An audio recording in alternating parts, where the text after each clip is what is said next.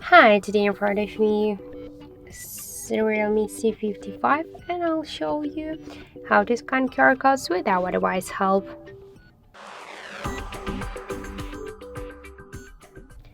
So just to do that, I'll first open the control panel and now we should find here the QR code icon. Just open this icon, click allow, second time allow and click search with the camera. Tap open the camera, for example while using the app. Now we should place our QR code inside of this frame, so let's do this.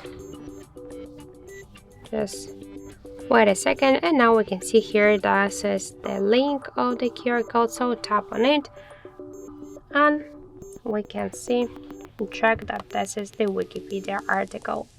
So that's it, thank you for watching, and if you find this video helpful, leave thumbs up and subscribe.